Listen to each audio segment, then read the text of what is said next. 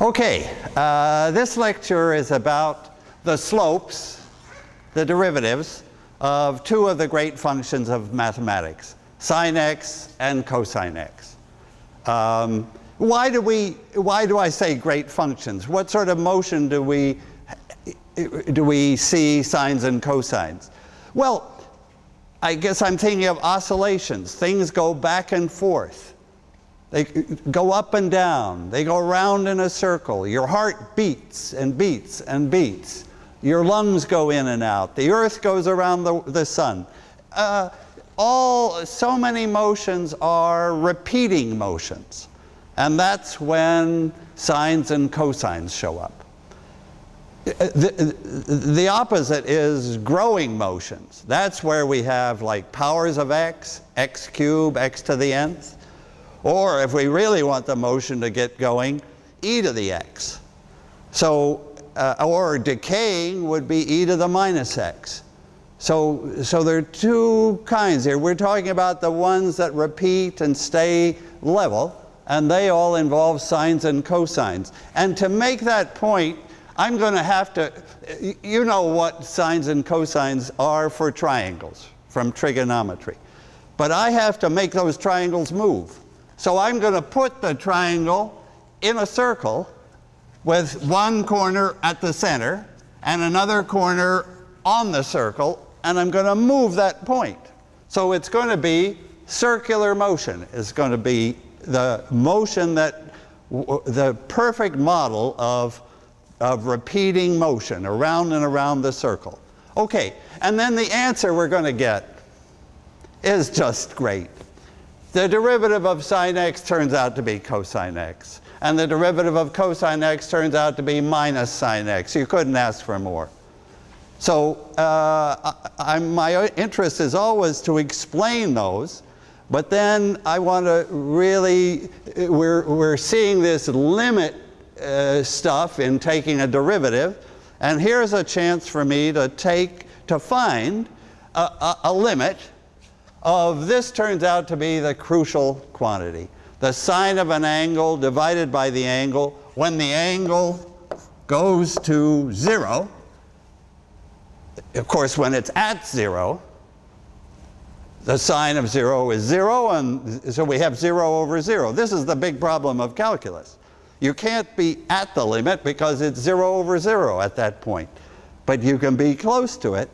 And then if we drew a graph, had a calculator, whatever we do, we would see that that ratio is very close to 1. But today, we're going to actually prove it from the meaning of sine theta. Okay, now remember what that meaning is. So back to the start of the world, actually back to Pythagoras, way, way back. The key fact is what you remember about right triangles, a squared plus b squared equals c squared. That's where everything starts for a right triangle. I don't know if Pythagoras knew how to prove it. I think his friends helped him. And a lot of people have suggested proofs. Einstein gave a proof. Some US president even gave a proof. So it's a fundamental fact, and I'm going to divide by c squared because I like the right-hand side to be 1. So if I divide by c squared, I just have a squared over c squared plus b squared over c squared is 1. And I'm going to make that hypotenuse in my picture 1. So then this will be the a over c, and that ratio of the near side to the hypotenuse is the cosine. So what I have here is cosine theta squared. Let me put theta in there. Theta is that angle at the center. And what's b? So this is a over c. That's cosine theta. B over c is this point, and that's sine theta. And they add to 1. So that's Pythagoras using sines and cosines. So this is the cosine, and this vertical distance is sine theta. Okay. So that's the triangle I like. That's the triangle that's going to move as this point goes around the circle at a steady speed. This triangle is going to move. The base will go left and right, left and right. The height will go up and down, following cosine and sine. And we want to know things about the speed. Okay, now, so that's circular motion. Now I've introduced this word radians. And let me remind you what they are and why we need them. Why don't we just use 360 degrees for the full circle? 360 degrees, well, you know, that's a nice number, 360. Somebody must have thought it was really nice and chose it for measuring angles around the world. But, you know, it's nice, but it's not natural. It just, somebody thought of it. So it's not good. What we need is the natural way to measure the angle. If we don't use the natural way, then this is the sine. If I measure this x in degrees, that formula won't be right. There'll be a miserable factor that I want to be 1. So I have to measure the angles the right way. And here's the idea of radians. The measure of that angle is this distance around the circle. That distance I'm going to call theta. And I'm going to say this angle is theta radians when that distance is theta. So that now, what's a full circle? Well, a full circle would mean the angle went all the way around. I get the whole circumference, which is 2 pi. So 360 degrees is 2 pi radians. And so the natural number here is 2 pi. This can't be helped. It's the right one to use. Radians are the right way to measure an angle. Okay. So now I'm ready to do the job of finding this derivative. Okay. Let me start at the key point 0. This is, if we get this one, we get all the rest easily. So I'm looking at the graph of the sine curve. I'm starting at 0. We know what sine theta looks like. And I'm interested in the slope, the derivative. That's what this subject is about, calculus, differentiating. So I want to know the slope at that point. And it's 1. And how do we show that it's 1? So now I'm coming to the point where I'm going to give a proof that is 1. And the proof isn't just for the sake of formality or rigor or something. You really have to understand the sine function, the cosine function, and this is the heart of it. Okay, so we want to show that slope is 1. How am I going to do that? I'm going to, so here's our, that's the slope, right? If I go a tiny amount theta, then I go up sine theta. So in this average slope, for this, if I take a finite step, I could have called it delta theta, but I don't want to write deltas all the time. So I just go out a little distance theta and up to the sine curve. I stopped at the sine curve, by the way. The straight line is a little above the sine curve here. And that ratio, up divided by across, that's the delta sine divided by delta theta. And because it started at 0, it's just sine theta is the distance up, and theta is the distance across. So this is the average slope. And of course, you remember what calculus is doing. There's always this limiting process where you push things closer and closer to the point, and you find the slope at that point. sometimes called the instantaneous velocity or slope or derivative. Okay. Now, here's the way it's going to work. I'm going to show that sine theta over theta is always below 1. So two facts I want to prove. I want to show that sine theta over theta is sine theta over theta. Oh, well, let me get this right. I want to show, I might as well put it the neat way, I want to show that sine theta is below theta. This is for theta greater than 0. That's where I'm doing. Okay. So that tells me that this curve stays under that straight line, that 45-degree line, which I'm claiming is the tangent line. And it tells me when I've divided by the theta, it tells me that sine theta over theta is below 1. But now, how much below 1? Right now, if I only know this, I haven't ruled out the possibility that the slope could be much smaller. So I need like something below it. And fantastically, the cosine is below it. So the other thing that I want to prove is that the cosine, and let me do it this way. I'm going to show that tangent of theta is bigger than theta. Again, some range of thetas.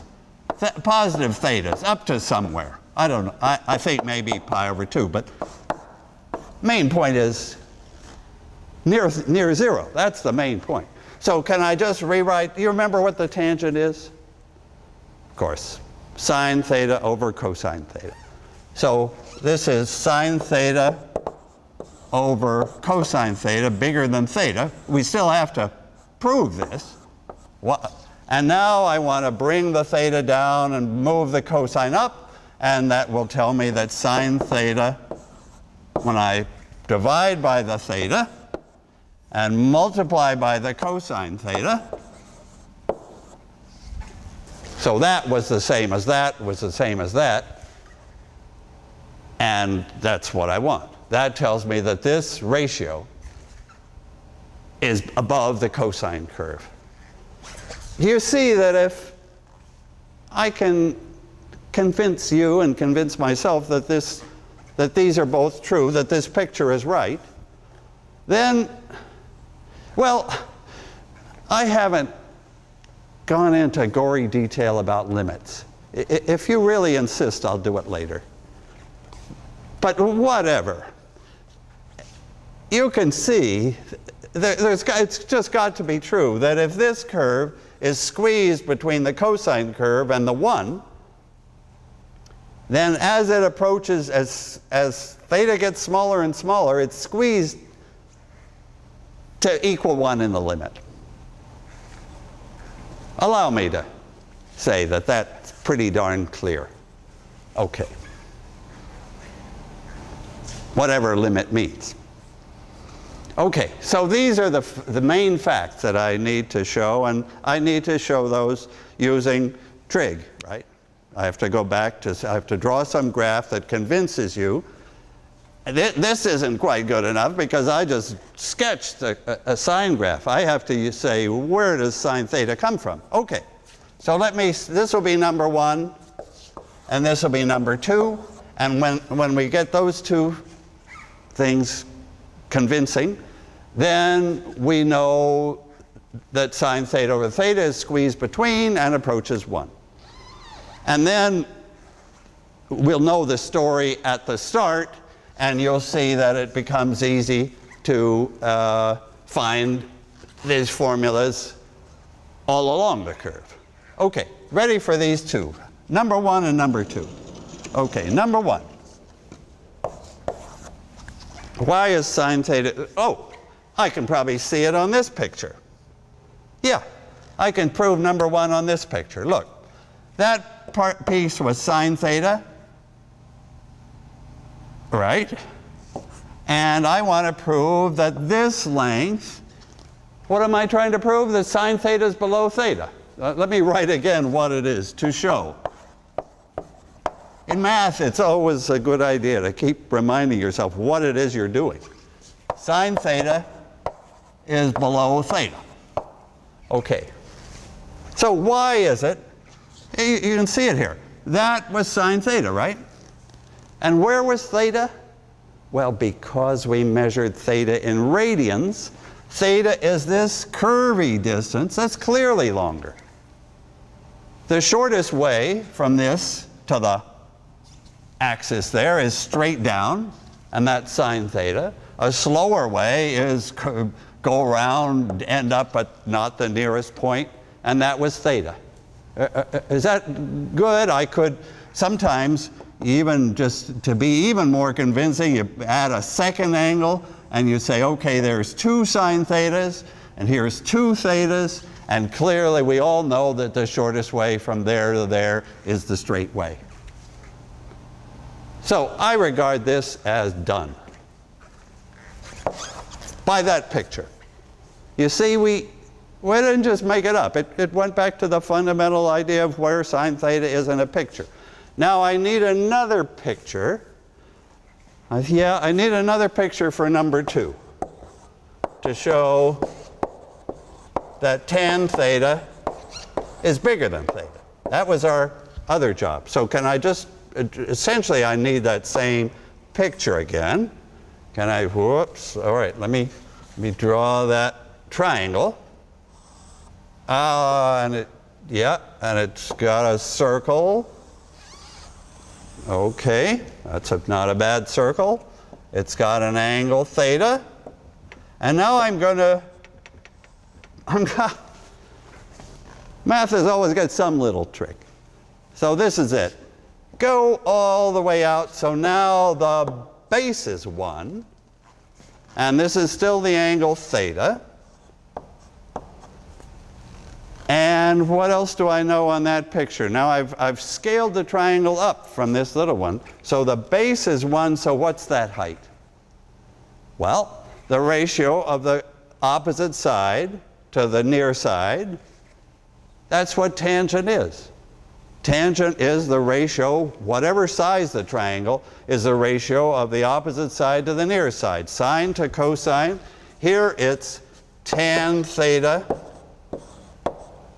is that distance, and to 1. Good. Okay, but now how am I going to see this? Well, I have to ask you, and it's okay, to think about area instead of distance for a moment. What about area? So what do I see of area? I see right away that the area of this triangle is smaller than the area, I'm sorry, I shouldn't have called that a triangle. That's a little piece of pie, a little sector of a circle. So the area of this shaded, did I shade it okay? Is less than, so this is the area of the sector of the, can I just call it the pie, piece of pie, is less than the area of the triangle. But we know what the area of the triangle is, right? What's the area of a triangle? That we can do that. It's the base, half, right? A half times the base times the height. So the area of the triangle is a half times the base 1 times the height. Okay. Notice we've got the sign going the right way. We want tan theta to be bigger than something. So what do I hope? I hope that the area of this shaded part, the area of the circular sector, is theta, is a half of theta. Wouldn't that be wonderful?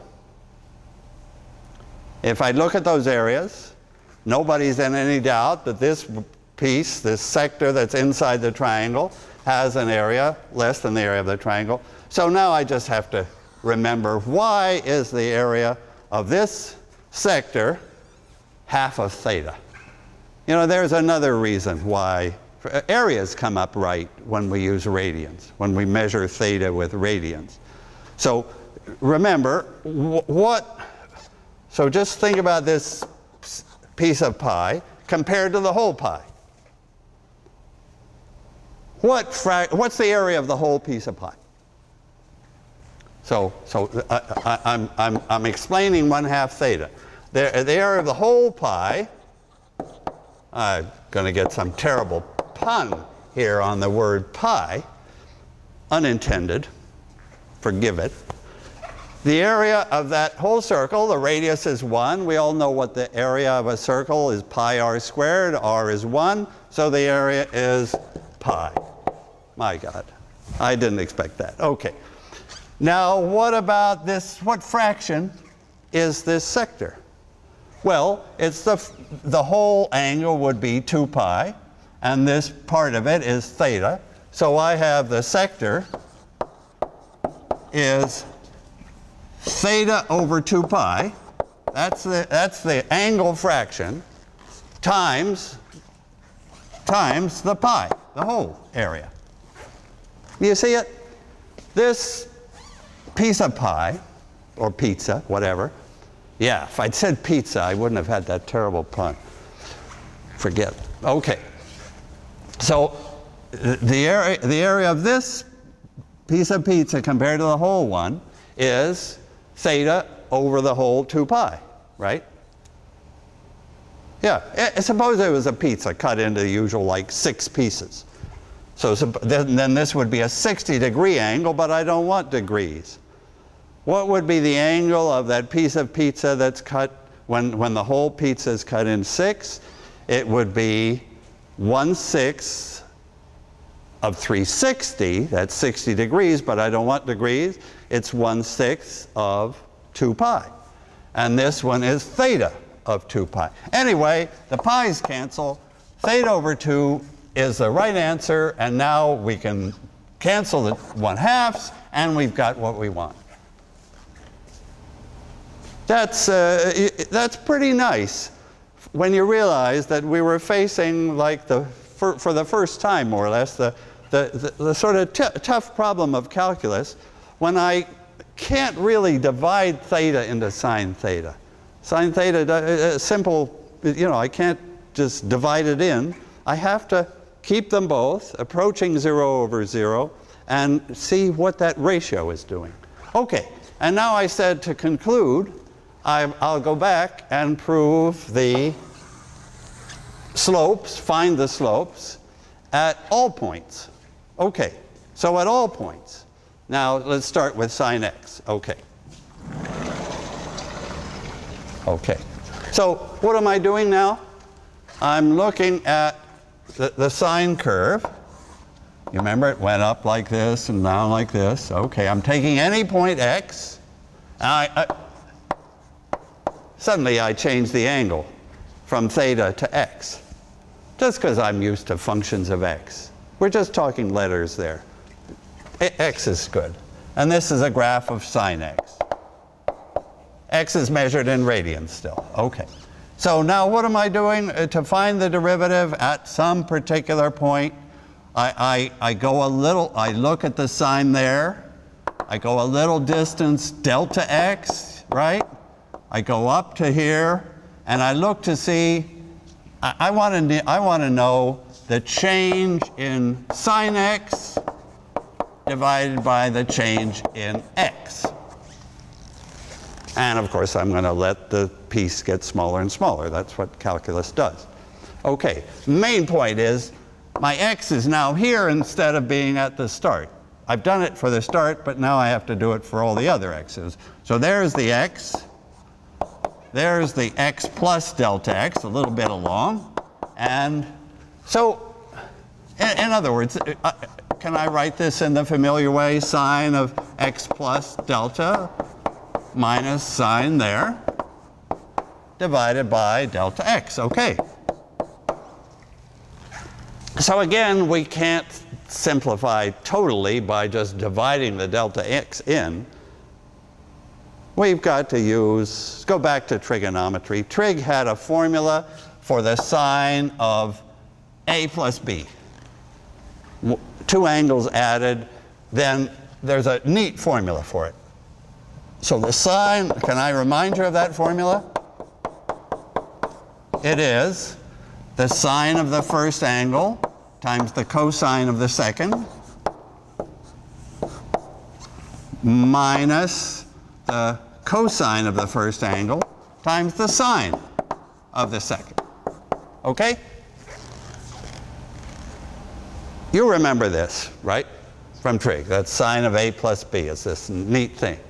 Now I have to subtract sine x. So now can I subtract off sine x? When I subtract off sine x, then I need a minus 1. And now I have to divide by delta x.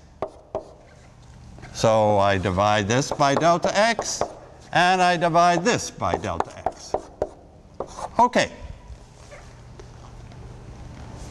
This is an expression I can work with. That's why I had to remember this trig formula to get this expression that I can work with.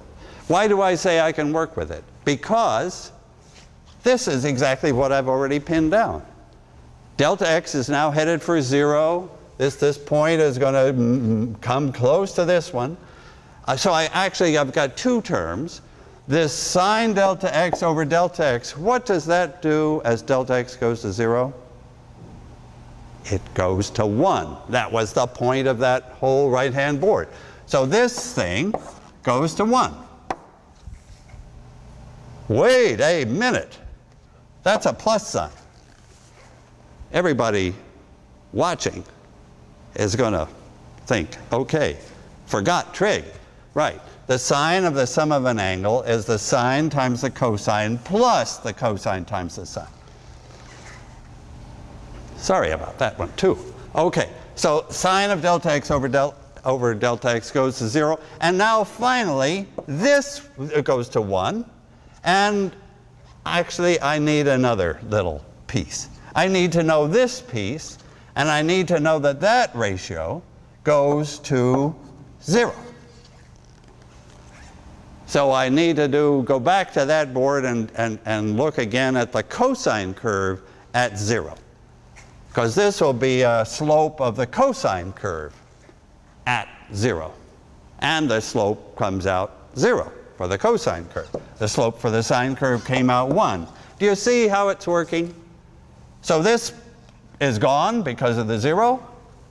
This is the cosine x times a 1. Altogether, I get cosine of x. Hooray. That's the goal. That's the predicted, planned, desired formula cos x for the ratio of delta of sine x over delta x as delta x goes to 0. Do you see that? So we used a trig formula and we got the sign right a little late. Okay. Well, of course, one reason I goofed was that the other example, the other case we need for the second formula does have a minus sign, and it survives in the end. So I would do exactly the same thing for the cosines that I did for the sines. If there's another board underneath here, I'm going to do it. Yeah, there is. Okay, now I want to know the delta of cosine x over delta x. Right? That's what we do. We have to simplify that. Then we have to let delta x go to 0. So what does this mean? This means the cosine a little bit along minus the cosine at the point divided by delta x.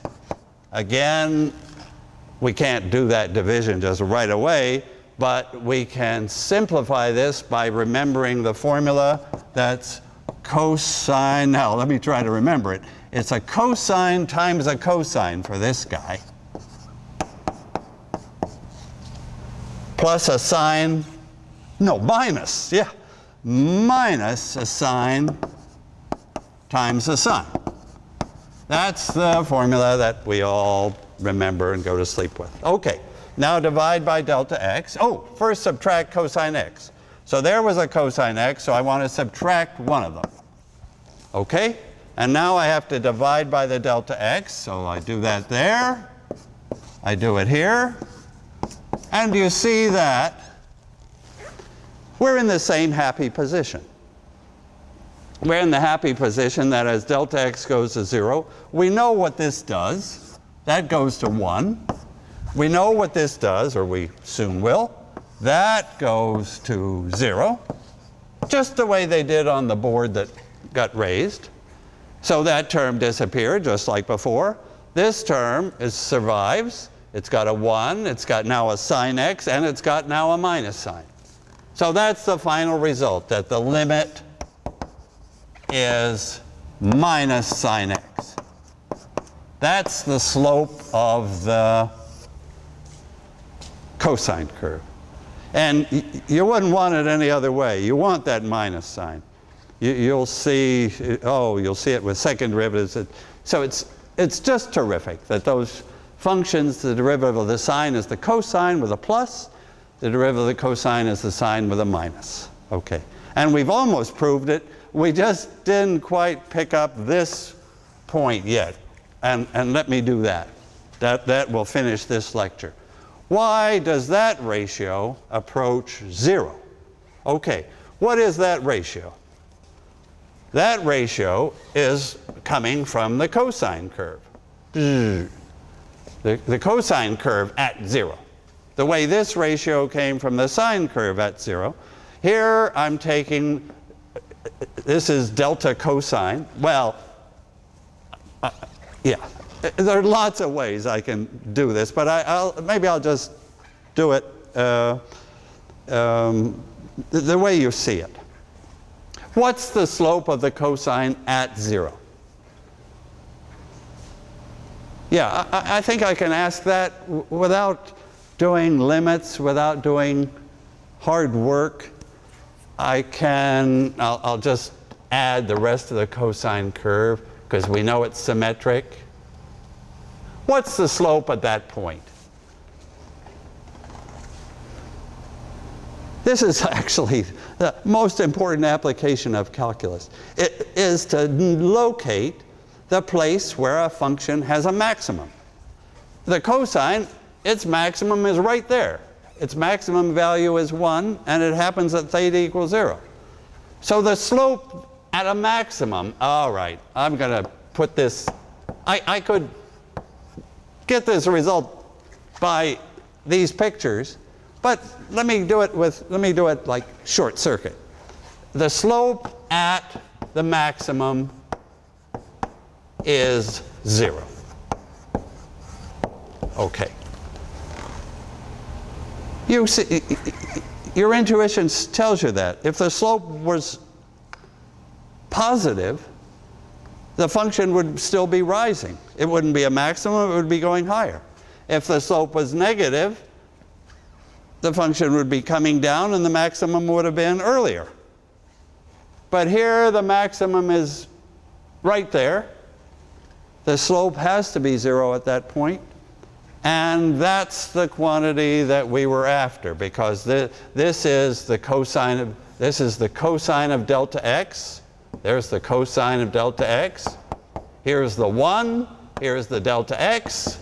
And this ratio is height over slope. It gets to height over slope as we get closer and closer. It's the derivative, and it's 0 at a maximum. And my notes give another way to convince yourself that that's 0 by using these facts that we've already got. Okay, so let me just recap one moment, which this board will do. We now know the derivatives of 2 of the great functions of calculus. We already know the derivative of x to the nth. And in the future is coming e to the x and the logarithm. Then you've got the big ones. Thank you. This has been a production of MIT OpenCourseWare and Gilbert Strang. Funding for this video was provided by the Lord Foundation. To help OCW continue to provide free and open access to MIT courses, please make a donation at ocw.mit.edu/donate.